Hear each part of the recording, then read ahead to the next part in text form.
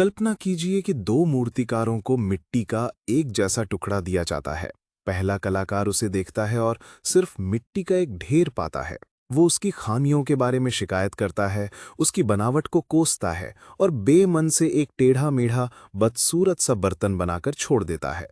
अब दूसरा कलाकार उसी मिट्टी के टुकड़े को देखता है। उसे मिट्टी का ढेर नहीं, बल्कि संभावनाएं दिखाई देती हैं। वो अपनी कल्पना का उपयोग करता है, अपने हुनर पर ध्यान केंद्रित करता है और उसी मिट्टी से एक उत्कृष्ट सुंदर कृति गढ़ देता है। मिट्टी वही थी, लेकिन दोनों की सोच और नजरिए ने परिणाम को पूरी तरह से बदल दिया। आपका मन वो कलाकार है और आपका जीवन मिट्टी का वो टुकड़ा है।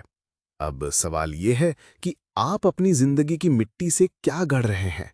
क्या आप उसे सिर्फ एक साधारण ढेर समझ के कोस रहे हैं, या उसमें छिपी संभावनाओं को देखकर एक उत्कृष्ट कृति का निर्माण कर रहे हैं? ये सिर्फ एक कहानी नहीं, बल्कि एक गहरा सच है जो शुभम कुमार सिंह की किताब you become what you think का मूल आधार है। इस किताब का शीर्षक ही इसका सबसे बड़ा संदेश है। आप वही बनते हैं जो आप सोचते हैं। ये कोई नया विचार नहीं है, बल्कि हजारों साल पुरानी बुद्धिमत्ता का सार है। स्वयं भगवान बुद्ध ने सिखाया था कि हमारी वास्तविकता हमारे विचारों से ही ढलती है। प्राचीन दार्शनिक हेराक्लिटस ने कहा था, दिन प्रतिदिन आप जो सोचते हैं और जो करते हैं वही आप बन जाते हैं। ये किताब इसी शाश्वत सत्य को आज के दौर के लिए, हमारे और आपके लिए व्यवहारिक और काबिले अमल बनाती है। लेखक शुभम कुमार सिंह हमें बताते हैं कि ये किताब सिर्फ पढ़ने के लिए नहीं है, ये वास्तविक ठोस बदलाव लाने के लिए है। ये उन व्यावहारिक जानकारियों और तरीकों का खजाना है जो आपके सोचने के तरीके को नया आकार देंगे और आपको अपने सर्वश्रेष्ठ संस्करण को अनलॉक करने की शक्ति देंगे। लेखक ने खुद अनगिनत किताबें पढ़ने के अपने सफर से गुजरकर विभिन्न विषयों से सबसे प्रभावशाली सबक निकालकर इस किताब को बड़ी सावधानी से तैयार किया है। ये किताब एक तरह से ज्ञान का सार है, उन सैकड़ों किताबों का निचोड़ जो लेखक ने हमारे लिए पढ़ी हैं, ताकि हमें वो सबसे कीमती ज्ञान मिल सके जो हमारी जिंदगी बदल सकता है। तो ये प्रक्रिया काम कैसे करती है? हमारे विचार एक मूर्तिकार के हाथों की तरह हैं, जो धीरे धीरे लगातार हमारे अनुभव की मिट्टी को आकार देते हैं। ये विचार हमारे दृष्टिकोण को रंगते हैं, हमारी आत्ममूल्यता की भावना को परिभाषित करते हैं, हमारी भावनाओं को निर्देशित करते हैं और अंततः हमारे कार्यों को चलाते हैं। ये कोई जादुई प्रक्रिया नहीं है, बल्कि एक मनोवैज्ञानिक हकीकत है। जिस चीज पर हम ध्यान केंद्रित करते हैं वो बढ़ती है। अगर हमारा ध्यान लगातार कमी, डर और समस्याओं पर है, तो हमारी दुनिया वैसी ही बन जाएगी। हम हर जगह केवल बाधाएं और खतरे देखेंगे। इसके विपरीत, अगर हम अवसरों, विकास और सकारात्मकता पर ध्यान केंद्रित करते हैं, तो हमारी वास्तविकता उसी के अनुसार ढलने लगती है। हमारी सीमित या नकारात्मक मान्यताएं हमें एक अदृश्य पिंजरे में कैद कर सकती हैं, जहां हम अनजाने में अपनी ही निराशावादी भविष्यवाणियों को सच कर देते हैं। एक व्यक्ति जो लगातार अपनी काबिलियत पर शक करता है, वो तरक्की के मौकों से बचेगा या अनजाने में अपनी ही उपलब्धियों को कम कर देगा। वहीं दूसरी ओर, एक व्यक्ति जिसे अपनी क्षमताओं पर विश्वास है और जो अपनी ताकत पर ध्यान केंद्रित करता है, वो चुनौतियों को स्वीकार करेगा, बाधाओं के बीच भी डटा रहेगा और अंततः अपनी आकांक्षाओं को साकार करेगा। आपकी सोच ही वो कच्चा माल है जिससे आपकी हकीकत बनती है। तो चलिए इस सफर में आगे बढ़ते हैं और सीखते हैं कि इस कलाकार यानी अपने मन को कैसे साधा जाए, ताकि हम अपनी जिंदगी को एक साधारण बर्तन नहीं, बल्कि एक उत्कृष्ट कृति बना सकें। हमारे विचार हमारी हकीकत को कैसे आकार देते हैं, इसे समझने के लिए हमें सबसे पहले ये जानना होगा कि हमारा मन काम कैसे करता है।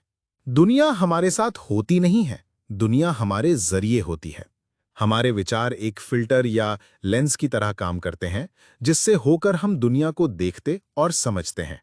अगर आपने नीले रंग का चश्मा पहना है, तो आपको सब कुछ नीला दिखाई देगा। इसी तरह अगर आपने नकारात्मकता का चश्मा पहना है, तो आपको हर स्थिति में, हर इंसान में, हर अवसर में केवल खामियां और समस्याएं ही नजर आएंगी। वहीं अगर आपका नजरिया सकारात्मक है, तो आप मुश्किलों में भी अवसर और सबक देख पाएंगे। घटना एक ही होती है, लेकिन उस पर हमारी प्रतिक्रिया, हमारी व्याख्या पूरी तरह से हमारे विचारों पर निर्भर करती है और यही व्याख्या हमारी हकीकत बन जाती है। इस प्रक्रिया का सबसे शक्तिशाली और अक्सर सबसे खतरनाक हिस्सा है हमारी सीमित मान्यताएं यानी लिमिटिंग बिलीफ्स। ये हमारे मन में गहराई से बैठी हुई धारणाएं हैं कि हम कौन हैं, हम क्या कर सकते हैं और दुनिया कैसे काम करती है। ये मान्यताएं अक्सर बचपन के अनुभवों, सामाजिक कंडीशनिंग या पिछली असफलताओं से बनती हैं। जैसे मैं कभी पब्लिक में बोल नहीं सकता, मैं गणित में अच्छा नहीं हूं, या मुझे कभी अच्छी नौकरी नहीं मिल सकती। ये सिर्फ विचार नहीं है, ये हमारे लिए नियम बन जाते हैं। किताब में दिए गए उदाहरण को ही लें।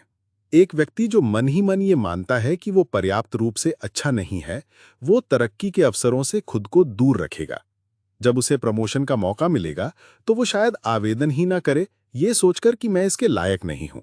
जब वो ऐसा करता है तो उसे प्रमोशन नहीं मिलता, जिससे उसकी मूल मान्यता यानी मैं अच्छा नहीं हूं और भी पुख्ता हो जाती है। ये एक आत्म विनाशकारी चक्र है जिसे स्वसाकार भविष्यवाणी यानी सेल्फ फुलफिलिंग प्रोफेसी कहते हैं। हमारी मान्यता हमारे व्यवहार को निर्देशित करती है और हमारा व्यवहार उस परिणाम को जन्म देता है जो हमारी मूल मान्यता को सही साबित करता है। हम अनजाने में अपनी ही बनाई हुई जेल के कैदी बन जाते हैं। इस जेल से बाहर निकलने का रास्ता हमारे आंतरिक संवाद यानी सेल्फ टॉक से होकर जाता है। हम लगातार खुद से बात कर रहे होते हैं, दिन भर, हर पल। ये एक ऐसी बातचीत है जो कभी नहीं रुकती। अब जरा एक पल रुककर सोचिए, आप खुद से दिन भर क्या बातें करते हैं? क्या आप अपने सबसे बड़े समर्थक हैं या सबसे बड़े आलोचक? जब आपसे कोई गलती होती है तो क्या आप खुद से कहते हैं कोई बात नहीं, इंसान से ही गलती होती है, अगली बार बेहतर करेंगे? या आप कहते हैं तुमसे कुछ नहीं हो सकता, तुम हमेशा सब कुछ गड़बड़ कर देते हो? आपका ये आंतरिक संवाद आपके मानसिक और भावनात्मक स्वास्थ्य की नींव है। ये आपके आत्मविश्वास को बनाता या बिगाड़ता है। ये तय करता है कि आप चुनौतियों का सामना साहस से करेंगे या डर से पीछे हट जाएंगे। तो इस चक्र को तोड़ने के लिए पहला व्यावहारिक कदम क्या है? किताब हमें एक बहुत ही सरल लेकिन शक्तिशाली तकनीक देती है, अपने विचारों के प्रति जागरूक पर्यवेक्षक बनना। इसका लक्ष्य तुरंत जबरदस्ती सकारात्मक सोचने की कोशिश करना नहीं है, क्योंकि वो अक्सर काम नहीं करता। पहला कदम है सिर्फ देखना, बिना किसी निर्णय के। अपने नियमित सोचने के पैटर्न की सावधानीपूर्वक जांच करना, ताकि उन निराशावादी या आत्म पराजय की प्रवृत्तियों को उजागर किया जा सके जो हमारी प्रगति में बाधा बन रही हैं। जैसे एक वैज्ञानिक माइक्रोस्कोप के नीचे एक नमूने का अध्ययन करता है, वैसे ही हमें अपने विचारों का अध्ययन करना है। जब भी आप खुद को चिंतित, उदास या क्रोधित पाएं, तो पूछें कि इस भावना से ठीक पहले मेरे मन में कौन सा विचार चल रहा था। इस अभ्यास से आप धीरे धीरे अपने विचारों और अपनी भावनाओं के बीच के संबंध को पहचानने लगेंगे। आप पाएंगे कि आपकी कई नकारात्मक भावनाएं केवल कुछ गिने चुने बार बार आने वाले नकारात्मक विचारों का परिणाम है। यही जागरूकता बदलाव की पहली सीढ़ी है। जब आप अपने विचारों के पैटर्न को पहचान लेते हैं, तभी आप उन्हें चुनौती देने और बदलने की शक्ति प्राप्त करते हैं।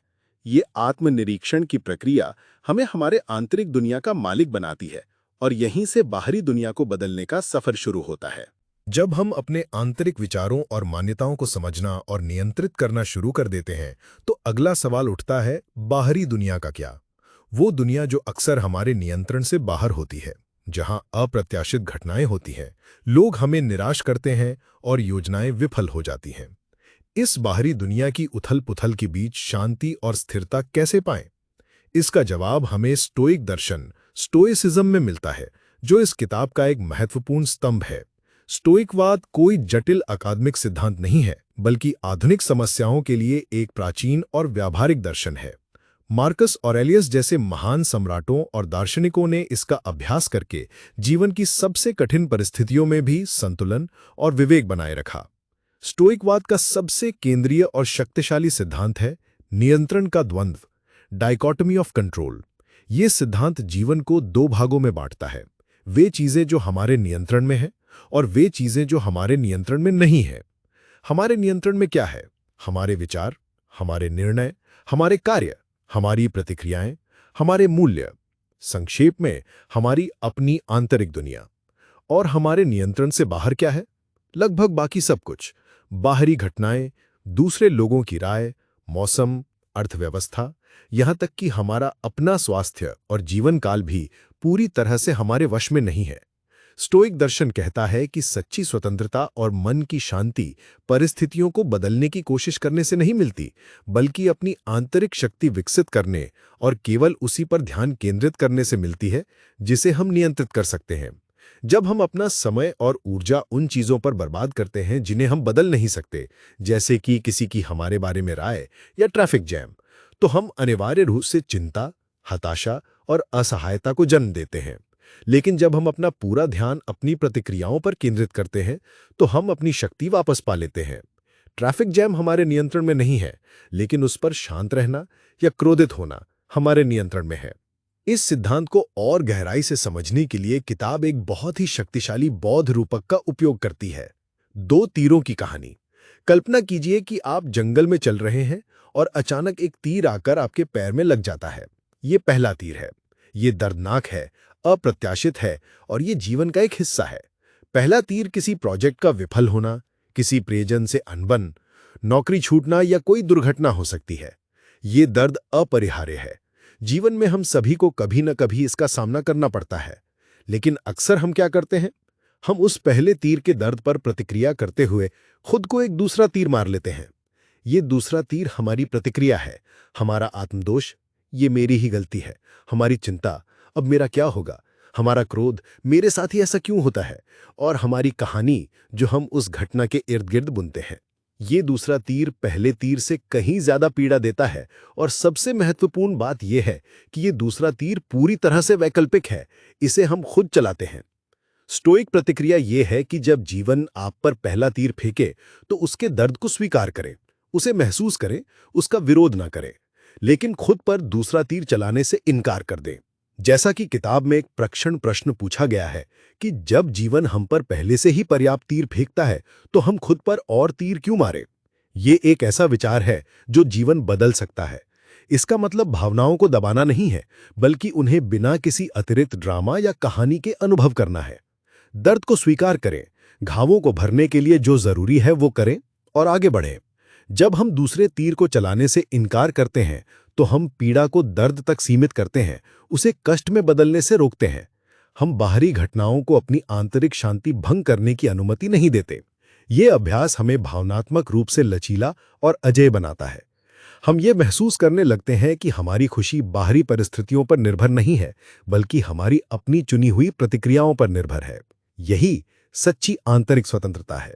स्टोइक दर्शन हमें सिखाता है कि हम बाहरी घटनाओं पर अपनी प्रतिक्रिया को कैसे नियंत्रित करें, लेकिन ये दर्शन इससे भी एक कदम आगे जाता है। ये हमें न केवल मुश्किलों को सहन करना सिखाता है, बल्कि उन्हें अपने विकास और मजबूती के लिए एक अवसर के रूप में देखना भी सिखाता है। ये एक क्रांतिकारी विचार है। क्या होगा अगर जीवन में आने वाली हर बाधा, हर चुनौती, हर तनाव वास्तव में हमारे लिए एक छिपा हुआ उपहार हो? किताब हमें इसी दृष्टिकोण को अपनाने के लिए प्रोत्साहित करती है। तनाव और चुनौतियों को व्यक्तिगत विकास और लचीलेपन के लिए मूल्यवान उपकरणों के रूप में स्वीकार करने के लिए। ये एक ऐसा मानसिक बदलाव है जो हमें पीड़ित की भूमिका से निकालकर एक योद्धा की भूमिका में ले आता है।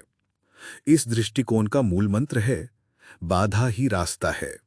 ये एक प्रसिद्ध स्टोइक कहावत है, जिसका अर्थ है कि जिस चीज को हम अपनी प्रगति में रुकावट समझ रहे हैं, वही वास्तव में प्रगति का मार्ग है। समस्या अपने आप में समस्या नहीं है, समस्या के प्रति हमारा रवैया ही असली समस्या है। जब हम किसी चुनौती का सामना करते हैं, तो हमारे पास दो विकल्प होते हैं।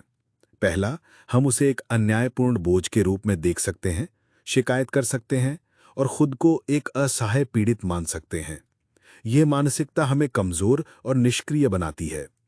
दूसरा विकल्प यह है कि हम उस चुनौती को एक परीक्षा के रूप में देखें, एक अवसर के रूप में जो हमें कुछ नया सिखाने, हमें मजबूत बनाने या हमारे चरित्र का निर्माण करने के लिए आया है। ये एक मानसिकता के एक सरल लेकिन गहरे बदलाव से शुरू होता है। ये मेरे साथ क्यों हो रहा है से ये मुझे क्या सिखाने की कोशिश कर रहा है की ओर बढ़ना। जब कोई प्रोजेक्ट विफल हो जाता है तो पीड़ित मानसिकता कहती है, मेरी किस्मत ही खराब है। विकास की मानसिकता पूछती है, इस अनुभव से मैंने क्या सीखा, अगली बार मैं क्या बेहतर कर सकता हूं। जब कोई हमारी आलोचना करता है तो पीड़ित मानसिकता आहत महसूस करती है। विकास की मानसिकता पूछती है, क्या इस आलोचना में कोई सच्चाई है जिससे मैं सीख सकता हूं? हर चुनौती धैर्य, रचनात्मकता, साहस या क्षमा का अभ्यास करने का एक अवसर बन जाती है। जो चीज हमें तोड़ने के लिए आई थी, वही हमें बनाने का जरिया बन जाती है। इसे समझने का एक और तरीका है लचीलेपन को एक मांसपेशी के रूप में देखना। जैसे आप जिम में हल्के वजन उठाकर मजबूत नहीं बन सकते, आपको भारी वजन उठाना पड़ता है जो आपकी मांसपेशियों को चुनौती दे। ठीक उसी तरह मानसिक और भावनात्मक लचीलापन आरामदायक और आसान परिस्थितियों में विकसित नहीं होता। ये मुश्किल परिस्थितियों से गुजरकर, असफलताओं का सामना करके और निराशाओं से उभर कर बनता है। हर बार जब हम किसी कठिनाई का सामना करते हैं और उससे पार पाते हैं, तो हमारी ये लचीलेपन की मांसपेशी थोड़ी और मजबूत हो जाती है। अगली बार जब कोई चुनौती आती है, तो हम उसका सामना करने के लिए पहले से बेहतर तरीके से तैयार होते हैं। इस दृष्टिकोण से तनाव हमारा दुश्मन नहीं, बल्कि हमारा प्रशिक्षक बन जाता है। ये हमें हमारी सीमाओं तक धकेलता है ताकि हम उन सीमाओं का विस्तार कर सकें। ये विचार उस अंदर से बाहर की यात्रा से सीधे जुड़ता है जिसकी हम बात कर रहे हैं। जब हम अपने विचारों पर महारत हासिल कर लेते हैं, जैसा कि हमने भाग 2 में चर्चा की, और स्टोइक दर्शन जैसे एक शक्तिशाली ढांचे को अपना लेते हैं, जैसा कि भाग 3 में चर्चा की है, तो हम बाहरी दुनिया का सामना एक नए आत्मविश्वास के साथ करते हैं। अब हम हर चुनौती से डरते नहीं हैं, बल्कि उसे एक शांत जिज्ञासा के साथ देखते हैं। हम जानते हैं कि चाहे जो भी हो, हमारे पास उस पर सही तरीके से प्रतिक्रिया करने की शक्ति है, और हम जानते हैं कि हर अनुभव, चाहे वो कितना भी कठिन क्यों ना हो, हमें मजबूत और समझदार बनाने की क्षमता रखता है। हम जीवन के निष्क्रिय प्राप्तकर्ता नहीं रह जाते, हम अपने विकास के सक्रिय भागीदार बन जाते हैं। हम बाधाओं को ईंधन में बदलना सीख जाते हैं, और यही व्यक्तिगत परिवर्तन की असली किमिया है। एक शक्तिशाली मानसिकता विकसित करना और चुनौतियों को अवसरों में बदलना निस्संदेह परिवर्तन की नींव है। लेकिन एक अच्छी नींव पर अगर इमारत खड़ी ना की जाए तो वो बेकार है। मानसिकता और दर्शन तब तक व्यर्थ है जब तक उन्हें लगातार कार्यों में न बदला जाए। और लगातार किए जाने वाले कार्यों का दूसरा नाम है आदतें। आदतें वो पुल हैं जो आपके लक्ष्यों और आपकी वास्तविकता के बीच की खाई को पाटती हैं। वे आपकी महत्वाकांक्षाओं को दैनिक जीवन का हिस्सा बनाती हैं। जैसा कि डेल कार्नेगी ने कहा था, निष्क्रियता संदेह और भय को जन्म देती है, कार्यवाही आत्मविश्वास और साहस को जन्म देती है। इस किताब का ये खंड हमें इसी कार्यवाही के विज्ञान के बारे में बताता है कि कैसे छोटी छोटी लगातार की जाने वाली आदतें हमारे जीवन में भूकंपीय परिवर्तन ला सकती हैं। इस प्रक्रिया के केंद्र में चक्रवृद्धि का सिद्धांत है। ये वही सिद्धांत है जो वित्त की दुनिया में काम करता है, लेकिन ये व्यक्तिगत विकास पर भी उतना ही लागू होता है। किताब हमें समझाती है कि लगातार छोटे छोटे सुधारों के प्रति समर्पण समय के साथ बड़े परिणाम देगा। हम अक्सर बड़े नाटकीय बदलावों की तलाश में रहते हैं और छोटी छोटी कार्यवाहियों की शक्ति को नजरअंदाज कर देते हैं। किताब में दिए गए $1 प्रतिदिन बचाने के उदाहरण पर विचार करें। एक दिन में $1 बचाना महत्वहीन लग सकता है, लेकिन एक साल में ये $365 बन जाता है, और एक दशक में $3650 बिना किसी ब्याज के। यही सिद्धांत हमारे जीवन के हर क्षेत्र में काम करता है। हर दिन 15 मिनट पढ़ना शायद ज्यादा ना लगे, लेकिन साल के अंत तक आप कई किताबें खत्म कर चुके होंगे। हर दिन 1% बेहतर होने का लक्ष्य रखना एक छोटा कदम लगता है, लेकिन साल भर में आप 37 गुना बेहतर हो जाएंगे। ये छोटे छोटे प्रयास जब लगातार किए जाते हैं तो एक लहर पैदा करते हैं जो समय के साथ विकास और विस्तार में परिणत होती है। सफलता रातों रात नहीं मिलती, ये दैनिक आदतों का परिणाम है। लेकिन आदतें बनती कैसे हैं? ये कोई रहस्यमय प्रक्रिया नहीं है, बल्कि एक वैज्ञानिक चक्र है। किताब हमें जेम्स क्लियर की प्रसिद्ध पुस्तक एटॉमिक हैबिट से आदत चक्र, द हैबिट लूप की अवधारणा से परिचित कराती है। ये चक्र हमें बताता है कि कोई भी आदत 4 चरणों में बनती है। इन चरणों को समझना हमें अपनी आदतों को तोड़ने और बनाने की शक्ति देता है। पहला चरण है इशारा या क्यू। ये एक ट्रिगर है जो आपके मस्तिष्क को एक व्यवहार शुरू करने के लिए कहता है। ये कुछ भी हो सकता है, एक विशिष्ट समय, एक स्थान, एक भावना या कोई पिछला कार्य। उदाहरण के लिए, सुबह उठना यानी समय, कॉफी पीने यानी आदत के लिए एक इशारा हो सकता है। दूसरा चरण है चाहत।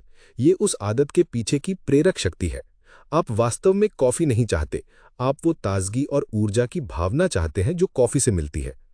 चाहत परिणाम के बारे में है। तीसरा चरण है प्रतिक्रिया। ये वास्तविक आदत है जो आप करते हैं। चाहे वो शारीरिक हो या मानसिक। इस मामले में ये कॉफी बनाने और पीने की क्रिया है। चौथा और अंतिम चरण है इनाम। ये आदत का अंतिम लक्ष्य है। इनाम आपकी चाहत को संतुष्ट करता है। कॉफी पीने के बाद मिलने वाली ऊर्जा और ताजगी का एहसास ही इनाम है। ये इनाम आपके मस्तिष्क को सिखाता है कि ये चक्र भविष्य में दोहराने लायक है। जब ये चक्र बार बार दोहराया जाता है तो व्यवहार स्वचालित हो जाता है। ये एक आदत बन जाती है। ये चक्र अच्छी और बुरी दोनों आदतों के लिए काम करता है। धूम्रपान करने वाले के लिए तनाव यानी इशारा निकोटीन की राहत यानी चाहत को ट्रिगर करता है, जिससे वो सिगरेट पीता है और उसे शांति का क्षणिक एहसास मिलता है। इस चक्र को समझकर हम अपनी बुरी आदतों के ट्रिगर्स को पहचान सकते हैं और उन्हें बदल सकते हैं, और अच्छी आदतों के लिए एक मजबूत चक्र बना सकते हैं। ये हमारे व्यवहार पर नियंत्रण पाने का एक खाका है जो हमें दर्शन और मानसिकता के स्तर से निकालकर ठोस दैनिक कार्यवाही के स्तर पर लाता है। आदतों को बनाए रखने के लिए निरंतरता महत्वपूर्ण है, और यहां किताब जेम्स क्लियर का एक और पावरफुल नियम शेयर करती है। एक बार चूकना एक आकस्मिकता है, 2 बार चूकना एक नई आदत की शुरुआत है। ये एक सरल लेकिन गहन विचार है। हम सब कभी ना कभी अपनी दिनचर्या से भटकते हैं। एक दिन जिम ना जाना ठीक है, लेकिन अगर आप लगातार 2 दिन नहीं जाते हैं तो आप एक नई और अवांछित आदत बना रहे हैं, यानी जिम ना जाने की आदत। ये नियम हमें पूर्णतावादी होने के दबाव से मुक्त करता है और हमें जल्दी से पटरी पर वापस आने के लिए प्रोत्साहित करता है। ये हमें याद दिलाता है कि महत्वपूर्ण ये नहीं है कि हम कभी ना गिरें, बल्कि ये कि हम हर बार गिरने के बाद खड़े हो जाएं। आदत चक्र के विज्ञान को समझना पहला कदम है, लेकिन असली चुनौती इसे व्यावहारिक जीवन में लागू करने की है। हम अच्छी आदतें कैसे बनाएं जो टिकती हैं, और बुरी आदतों को कैसे तोड़ें जो हमें पीछे खींचती हैं। ये खंड हमें ठोस काबिले अमल रणनीतियां प्रदान करता है जो आदत निर्माण की प्रक्रिया को सरल और प्रभावी बनाती हैं। ये हमें पूर्णतावाद और व्यस्तता के उन जालों से बचने में भी मदद करता है जो अक्सर हमारी प्रगति में बाधा डालते हैं। आदत चक्र के 4 चरणों के आधार पर हम व्यवहार परिवर्तन के 4 सरल नियम बना सकते हैं। पहला नियम, इसे स्पष्ट बनाएं, मेक इट ऑब्वियस। अच्छी आदतों के लिए इशारों को अपने वातावरण में दृश्यमान और स्पष्ट बनाना चाहिए। यदि आप रोज सुबह व्यायाम करना चाहते हैं तो रात में ही अपने व्यायाम के कपड़े और जूते बाहर निकाल कर रख दें। यह एक दृश्य अनुस्मारक के रूप में काम करेगा। यदि आप अधिक पानी पीना चाहते हैं तो अपने डेस्क पर और घर के हर कमरे में पानी की बोतल रखें। बुरी आदतों के लिए इसका उल्टा करें, इसे अदृश्य बनाएं। अगर आप जंक फूड खाना कम करना चाहते हैं तो उसे घर पर लाना बंद कर दें। अगर वो दिखेगा नहीं तो उसे खाने की संभावना बहुत कम हो जाएगी। दूसरा नियम, इसे आकर्षक बनाएं, मेक इट अट्रैक्टिव। हमारी आदतें डोपामाइन चालित फीडबैक लूप पर चलती हैं। आदत जितनी आकर्षक होगी उसे करने की संभावना उतनी ही अधिक होगी। आप एक ऐसी आदत जिसे आप करना चाहते हैं उसे एक ऐसी आदत के साथ जोड़ सकते हैं जिसे आपको करना चाहिए। इसे प्रलोभन बंडलिंग कहते हैं। उदाहरण के लिए, आप अपना पसंदीदा पॉडकास्ट या संगीत केवल तभी सुनेंगे जब आप व्यायाम कर रहे हों। ये व्यायाम को एक ऐसी गतिविधि बना देता है जिसका आप इंतजार करेंगे, न कि जिससे आप डरेंगे। तीसरा नियम, इसे आसान बनाएं, मेक इट ईजी। जब हम कोई नई आदत शुरू करते हैं तो हम अक्सर बहुत ज्यादा और बहुत जल्दी करने की कोशिश करते हैं। ये हमें थका देता है और हम हार मान लेते हैं। नियम यह है कि आदत को इतना आसान बना दिया जाए कि उसे न करने का कोई बहाना ही ना हो। यदि आप ध्यान करना चाहते हैं तो 20 मिनट से शुरू न करें, सिर्फ 2 मिनट से शुरू करें। 2 मिनट का ध्यान करना 0 मिनट से इन्फिनिटिव रूप से बेहतर है। एक बार जब आप 2 मिनट लगातार करने की आदत डाल लेते हैं तो आप धीरे धीरे समय बढ़ा सकते हैं। गति और निरंतरता मात्रा से अधिक महत्वपूर्ण है। चौथा नियम, इसे संतोषजनक बनाएं, मेक इट सैटिस्फाइंग। हमारे मस्तिष्क को तत्काल संतुष्टि पसंद है। अच्छी आदतों का इनाम अक्सर देरी से मिलता है। व्यायाम का लाभ महीनों बाद दिखता है, जबकि बुरी आदतों का इनाम तुरंत मिलता है। इसलिए हमें अच्छी आदतों के लिए तत्काल इनाम बनाने की जरूरत है। अपनी प्रगति को ट्रैक करना एक शक्तिशाली तरीका है। हर बार जब आप अपनी आदत पूरी करें तो कैलेंडर पर एक एक्स लगाएं। उस एक्स की श्रृंखला को न तोड़ना अपने आप में एक इनाम बन जाता है। छोटी छोटी जीतों का जश्न मनाएं। यह आपके मस्तिष्क को सकारात्मक प्रतिक्रिया देता है और आदत को मजबूत करता है। इन रणनीतियों को लागू करते समय हमें एक बहुत बड़े मानसिक जाल से बचना होगा, पूर्णतावाद का जाल। ये सब कुछ या कुछ नहीं वाली मानसिकता है। हम सोचते हैं कि अगर हम पूरी तरह से व्यायाम नहीं कर सकते तो बिल्कुल नहीं करेंगे। अगर हम पूरी तरह से स्वस्थ भोजन नहीं कर सकते तो पिज्जा खाएंगे। किताब हमें याद दिलाती है कि पूर्णता की खोज अक्सर शिथिलता यानी प्रोक्रेस्टिनेशन और पक्षाघात यानी पैरालिसिस की ओर ले जाती है। लक्ष्य पूर्णता नहीं बल्कि प्रगति है। कुछ करना हमेशा कुछ न करने से बेहतर है। 5 मिनट की सैर सोफे पर बैठे रहने से बेहतर है। एक स्वस्थ भोजन 3 अस्वस्थ भोजन से बेहतर है। इसी से जुड़ा एक और शक्तिशाली विचार है परेटो सिद्धांत या 80-20 का नियम। ये सिद्धांत कहता है कि हमारे लगभग 80% परिणाम हमारे 20% प्रयासों से आते हैं। सफलता की कुंजी अधिक काम करना नहीं है, बल्कि उन कुछ महत्वपूर्ण कार्यों यानी वाइटल 20 की पहचान करना और उन पर अपनी ऊर्जा केंद्रित करना है जो सबसे बड़े परिणाम देते हैं। ये हमें व्यस्त रहने और उत्पादक होने के बीच के अंतर को समझने में मदद करता है। हम दिन भर छोटे छोटे महत्वहीन कार्यों में व्यस्त रह सकते हैं और महसूस कर सकते हैं कि हमने बहुत कुछ किया है, लेकिन वास्तव में हमने कुछ भी महत्वपूर्ण हासिल नहीं किया होता है। यह हमें एक विरोधाभासी लेकिन मुक्तिदायक निष्कर्ष पर ले जाता है। कम करने की कला, the art of doing less. एक ऐसी दुनिया में जो लगातार उत्पादकता और हासिल करने पर जोर देती है, ये विचार क्रांतिकारी लग सकता है, लेकिन किताब हमें सलाह देती है कि सफलता की कुंजी अधिक करना नहीं है, बल्कि उन चीज़ों को करना है जो वास्तव में मायने रखते हैं। इसका मतलब है कि हमें कम महत्वपूर्ण चीज़ों पर जानबूझकर शिथिलता बरतनी होगी। हमें ये स्वीकार करना होगा कि हमारे पास हर काम करने का समय कभी नहीं होगा, और ये ठीक है। जब हम अपनी ऊर्जा को 20% सबसे महत्वपूर्ण कार्यों पर केंद्रित करते हैं, तो हम कम काम करके अधिक हासिल करते हैं। हमारा मन साफ रहता है, हमारा तनाव कम होता है, हमारे परिणाम बेहतर होते हैं। ये जानबूझकर जीने का एक तरीका है, न कि केवल प्रतिक्रिया करने का। अब तक हमने अपने विचारों को साधने, चुनौतियों का सामना करने और प्रभावी आदतें बनाने के बारे में बात की है। ये सभी बाहरी सफलता और आंतरिक मजबूती के लिए आवश्यक उपकरण हैं। लेकिन इस सबका अंतिम लक्ष्य क्या है? अधिकांश लोगों के लिए जवाब है खुशी। हम सभी खुश रहना चाहते हैं, लेकिन खुशी है क्या और हम इसे कैसे पाते हैं? ये खंड हमें खुशी की पारंपरिक धारणाओं को चुनौती देने और एक ऐसी खुशी विकसित करने के लिए मार्गदर्शन करता है जो बाहरी परिस्थितियों पर निर्भर नहीं करती, बल्कि हमारे भीतर से उत्पन्न होती है। सबसे पहले हमें खुशी को फिर से परिभाषित करने की जरूरत है। हम अक्सर खुशी को एक मंजिल के रूप में देखते हैं, कुछ ऐसा जिसे हासिल किया जाना है। जब मुझे वो नौकरी मिल जाएगी तब मैं खुश होऊंगा, जब मैं शादी कर लूंगा तब मैं खुश होऊंगा, जब मेरे पास पर्याप्त पैसा होगा तब मैं खुश होऊंगा। हम खुशी को भविष्य में किसी घटना या उपलब्धि से जोड़ देते हैं, लेकिन ये एक अंतहीन दौर है। जब हम एक लक्ष्य तक पहुंचते हैं तो खुशी का एहसास क्षणिक होता है और हम तुरंत अगले लक्ष्य के पीछे भागने लगते हैं। किताब हमें सिखाती है कि खुशी कोई ऐसी चीज नहीं है जिसका पीछा किया जाए या जिसे पाया जाए। ये एक ऐसी अवस्था है जिसे भीतर से विकसित किया जाता है। ये एक कौशल है जिसे अभ्यास से सीखा जा सकता है। जैसा कि किताब में कहा गया है, एक आनंदमय जीवन एक व्यक्तिगत रचना है जिसे किसी नुस्खे से कॉपी नहीं किया जा सकता है। यह आपके लिए अद्वितीय है और इसका स्रोत आपके अंदर है। इस आंतरिक खुशी को विकसित करने का एक सबसे शक्तिशाली और वैज्ञानिक रूप से सिद्ध तरीका है कृतज्ञता का अभ्यास, द प्रैक्टिस ऑफ ग्रैटिट्यूड। कृतज्ञता हमारे मस्तिष्क को फिर से तार तार करने की क्षमता रखती है। हमारा मस्तिष्क स्वाभाविक रूप से नकारात्मकता की ओर झुका होता है। ये एक विकासवादी विशेषता है जो हमारे पूर्वजों को खतरों से बचने में मदद करती थी। लेकिन आज की दुनिया में ये पूर्वाग्रह हमें अक्सर चिंता और असंतोष की स्थिति में रखता है। कृतज्ञता इस पैटर्न को तोड़ती है। ये जानबूझकर हमारे ध्यान को उन चीज़ों से हटाती है जो हमारे जीवन में कमी है या नकारात्मक है, और उन चीज़ों पर केंद्रित करती है जो प्रचुर मात्रा में और सकारात्मक है। जब हम कृतज्ञता का अभ्यास करते हैं तो हम अपने मस्तिष्क को हर स्थिति में अच्छाई खोजने के लिए प्रशिक्षित करते हैं। ये एक सरल अभ्यास है। हर रात सोने से पहले अपने दिन की 3 विशिष्ट चीज़ों के बारे में सोचें जिनके लिए आप आभारी हैं। ये कुछ बड़ा हो सकता है, जैसे पदोन्नति, या कुछ छोटा, जैसे एक दोस्त के साथ एक अच्छी बातचीत या एक कप हर्मी चाय का आनंद लेना। इस अभ्यास को लगातार करने से आप पाएंगे कि आपका समग्र दृष्टिकोण अधिक सकारात्मक और आशावादी हो गया है।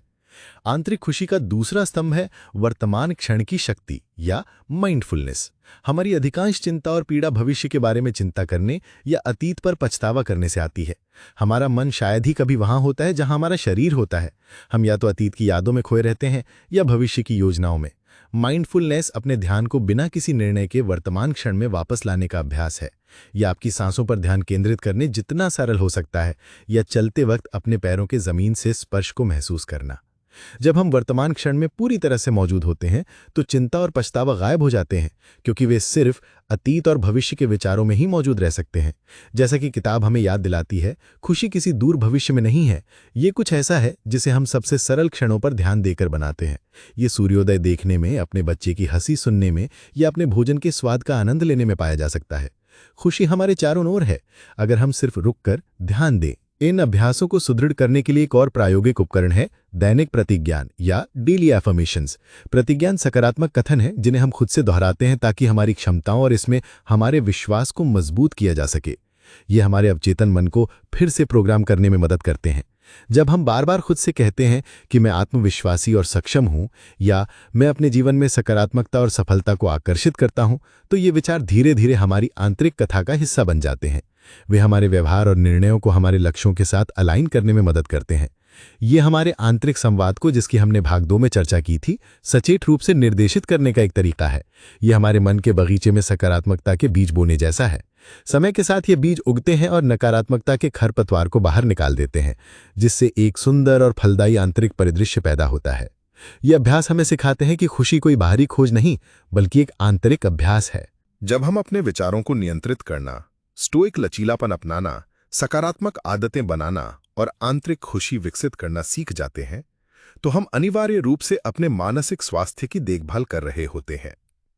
ये खंड इन सभी शिक्षाओं को एक व्यवहारिक ढांचे में संश्लेषित करता है ताकि हम एक मजबूत और संतुलित मानसिक कल्याण का निर्माण और रखरखाव कर सकें। यह समझना महत्वपूर्ण है कि मानसिक स्वास्थ्य समस्याओं की अनुपस्थिति नहीं है, बल्कि उनसे निपटने के लिए कौशल की उपस्थिति है। जीवन हमेशा चुनौतियां पेश करेगा। एक स्वस्थ मन वो है जो उन चुनौतियों का सामना अनुग्रह और लचीलेपन के साथ करने के लिए सुसज्जित है। मानसिक स्वास्थ्य को एक अभ्यास के रूप में देखना महत्वपूर्ण है, न कि एक मंजिल के रूप में।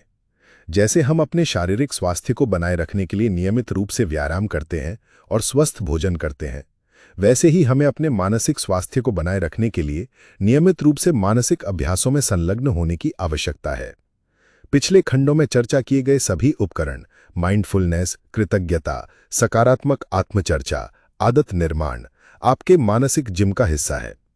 इन अभ्यासों की निरंतरता ही एक स्थायी और मजबूत मानसिक स्थिति का निर्माण करती है। ये किताब हमें याद दिलाती है कि हमें अपने मानसिक स्वास्थ्य को प्राथमिकता देनी चाहिए, ठीक वैसे ही जैसे हम अपने शारीरिक स्वास्थ्य को देते हैं। मानसिक कल्याण का एक उन्नत सिद्धांत है टुकड़ी की कला, द आर्ट ऑफ डिटैचमेंट। यह स्टोइक सिद्धांतों का एक गहरा अनुप्रयोग है। टुकड़ी का मतलब उदासीनता या भावनाओं की कमी नहीं है। इसका मतलब है कि भावनात्मक स्थिरता इस बात से आती है कि हम न तो जीत से और न ही हार से भस्म हो जाएं। ये भावनाओं को पूरी तरह से अनुभव करने के बारे में है, बिना उन्हें आपको नियंत्रित करने दिए। जब आप सफल होते हैं तो उसका आनंद लें, लेकिन अपनी पहचान को उस सफलता से न जोड़ें। जैसा कि किताब कहती है, एक अच्छी तरह से योग्य जीत में बास्किंग करना बहुत अच्छा है, लेकिन आपकी भावनात्मक स्थिरता की असली परीक्षा तब होती है जब आप इससे आगे बढ़ सकते हैं और अधिक की आवश्यकता से भस्म नहीं हो सकते। इसी तरह से जब आप असफल होते हैं तो दुख और निराशा को महसूस करें, लेकिन खुद को एक असफल व्यक्ति के रूप में परिभाषित न करें। आप वो व्यक्ति हैं जिसने एक अनुभव किया है, आप वो अनुभव नहीं है। ये टुकड़ी हमें जीवन के उतार चढ़ाव के बीच एक शांत केंद्र बनाए रखने की अनुमति देती है। मानसिक स्वास्थ्य के लिए एक और आश्चर्यजनक रूप से शक्तिशाली और व्यवहारिक स्ट्रैटेजी है अपने जीवन को अव्यवस्था से मुक्त करना, डीक्लटरिंग योर लाइफ। लेखक एक बहुत ही ठोस सलाह देते हैं, अनावश्यक संपत्ति से छुटकारा पाकर अपने जीवन को अव्यवस्था से मुक्त करें। यह सतही लिख सकता है, लेकिन हमारे बाहरी वातावरण का हमारे आंतरिक मन पर गहरा प्रभाव पड़ता है। अत्यधिक मानसिक संपत्ति तनाव का स्रोत बन सकती है, उसे बनाए रखने, व्यवस्थित करने और उसकी चिंता करने का तनाव। जब कोई चीज टूट जाती है या खो जाती है तो ये हमें परेशान करती है। एक साफ और व्यवस्थित भौतिक स्थान एक साफ और व्यवस्थित मन को बढ़ावा देता है। इस रूपक को हम अपने मानसिक जीवन तक भी बढ़ा सकते हैं। मानसिक अव्यवस्था से मुक्ति का अर्थ है पुरानी शिकायतों, सीमित विश्वासों, अनावश्यक चिंताओं और नकारात्मक संबंधों को छोड़ देना। ये उन मानसिक बोझों को उतारने के बारे में है जिन्हें हम अनावश्यक रूप से ढो रहे हैं। जब हम इस अव्यवस्था को साफ करते हैं तो हम स्पष्टता, शांति और ध्यान केंद्रित करने की क्षमता के लिए जगह बनाते हैं। अंत में मजबूत मानसिक स्वास्थ्य की नींव पीड़ा की स्वीकृति में निहित है। ये उस पहले तीर को स्वीकार करने का स्टोइक सबक है। हम एक ऐसी संस्कृति में रहते हैं जो हमें हर कीमत पर पीड़ा से बचने के लिए प्रोत्साहित करती है, लेकिन पीड़ा से बचना या उसे दबाना केवल उसे और खराब करता है। किताब हमें एक अलग दृष्टिकोण अपनाने की सलाह देती है। जब कोई पीड़ादायी घटना होती है तो उसके द्वारा लाए गए पीड़ा और दुख को स्वीकार करें। इसका विरोध करने से केवल भावनाएं और दुख बढ़ेंगे। जब हम पीड़ा को महसूस करने की अनुमति देते हैं, बिना उसे कहानी में बदले या खुद पर दूसरा तीर चलाए, तो वो हमारे माध्यम से बहती है और स्वाभाविक रूप से कम हो जाती है। स्वीकृति प्रतिरोध को समाप्त करती है और प्रतिरोध के बिना पीड़ा कम हो जाती है। ये स्वीकृति हमें नियंत्रण छोड़ने की अनुमति देती है, और जब हम नियंत्रण छोड़ते हैं तो हम स्पष्टता और खुशी के करीब जाते हैं। ये विरोधाभासी लग सकता है, लेकिन पीड़ा की स्वीकृति ही पीड़ा से मुक्ति का मार्ग है, और ये एक लचीले और स्वस्थ मन का सच्चा संकेत है। अब तक हमारी यात्रा मुख्य रूप से आंतरिक रही है।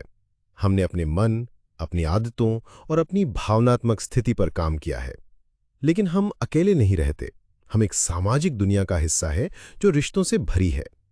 ये खंड हमारी यात्रा को अंदर से बाहर की ओर ले जाता है, ये प्रदर्शित करते हुए कि कैसे स्वयं पर महारत हासिल करना सीधे तौर पर दूसरों के साथ बेहतर, अधिक पूर्ण और सार्थक संबंधों की ओर ले जाता है। ये इस किताब के सबसे गहरे संदेशों में से एक है।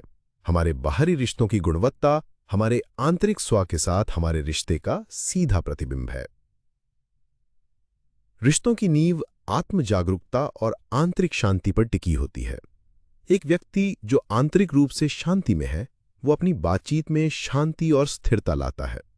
एक व्यक्ति जो असुरक्षित, चिंतित और आत्म आलोचनात्मक है, वो अनजाने में इन गुणों को अपने रिश्तों में भी प्रोजेक्ट करता है। जब हम खुद को स्वीकार और प्यार नहीं करते हैं, तो हम लगातार दूसरों से सत्यापन और स्वीकृति की मांग करते हैं, जो किसी भी रिश्ते पर एक भारी बोझ डाल सकता है। इसके विपरीत, जब हम अपने भीतर पूर्ण और सुरक्षित महसूस करते हैं, तो हम दूसरों के साथ एक खुले, प्रामाणिक और उदार हृदय से जुड़ सकते हैं। हम देने के लिए रिश्ते में आते हैं, ना कि केवल लेने के लिए। हम दूसरों को वैसे ही स्वीकार कर पाते हैं जैसे वे हैं, क्योंकि हम खुद को वैसे ही स्वीकार कर चुके हैं जैसे हम हैं। इस खंड का केंद्रीय और सबसे शक्तिशाली विचार प्रेम के एक गहरे रूप में समझ पर केंद्रित है।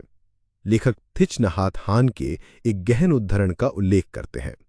किसी के दुख को समझना सबसे अच्छा उपहार है जो आप दूसरे व्यक्ति को दे सकते हैं। समझ प्यार का दूसरा नाम है। यदि आप समझते नहीं हैं तो आप प्यार नहीं कर सकते। ये एक क्रांतिकारी विचार है। हम अक्सर प्यार को भावनाओं, इशारों या शब्दों के रूप में सोचते हैं, लेकिन इस दृष्टिकोण के अनुसार प्यार का उच्चतम रूप किसी दूसरे व्यक्ति के अनुभव को, उनकी खुशी और उनके दर्द को बिना किसी निर्णय के गहराई से समझने का प्रयास है। ये गहरी समझ आती कहां से है? ये आत्म जागरूकता से पैदा होती है। जब हम अपने स्वयं के विचारों और भावनाओं को बिना किसी निर्णय के देखने का अभ्यास करते हैं, जैसा कि हमने भाग 2 में सीखा, तो हम दूसरों के विचारों और भावनाओं को बिना किसी निर्णय के समझने की अपनी क्षमता को विकसित करते हैं। ये सहानुभूति, एम्पैथी की जड़ है। जब हम अपनी खुद की असुरक्षाओं, भयों और इच्छाओं को पहचानते हैं, तो हम दूसरों में भी उन्हीं चीजों को पहचानने और उनके प्रति करुणा रखने में सक्षम हो जाते हैं। हम ये महसूस करना शुरू कर देते हैं कि सतह पर हमारे मतभेद चाहे जो भी हों, एक गहरे मानवीय स्तर पर हम सब एक ही चीजों का अनुभव करते हैं, खुशी की इच्छा और दुख से बचने की इच्छा। इस सिद्धांत को प्रायोगिक रूप में कैसे लाया जाए? इसका एक सरल लेकिन परिवर्तनकारी तरीका है सक्रिय श्रवण का अभ्यास करना। अगली बार जब आप किसी के साथ बातचीत कर रहे हों, तो अपना लक्ष्य जवाब देना नहीं, बल्कि वास्तव में दूसरे व्यक्ति के दृष्टिकोण को समझना बनाएं। अक्सर हम केवल जवाब देने के लिए सुनते हैं।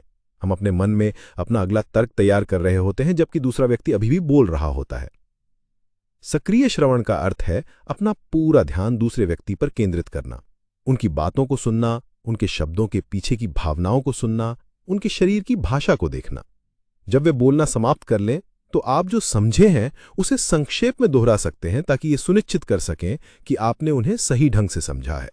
जैसे, तो अगर मैं सही समझ रहा हूं तो आप ये महसूस कर रहे हैं कि ये सरल बदलाव चमत्कारी हो सकता है। जब लोग वास्तव में सुना और समझा हुआ महसूस करते हैं तो वे खुल जाते हैं, रक्षात्मकता कम हो जाती है और एक वास्तविक संबंध बनता है। ये अभ्यास समझ पैदा करता है और जैसा कि हमने सीखा, समझ प्यार का दूसरा नाम है। ये हमारे सभी रिश्तों को, चाहे वो रोमांटिक हों, पारिवारिक हों या प्रशासनिक, गहरा और अधिक सार्थक बना सकता है। ये दिखाता है कि कैसे हमारे भीतर किया गया काम बाहर की दुनिया में सुंदर तरीकों से फलता फूलता है।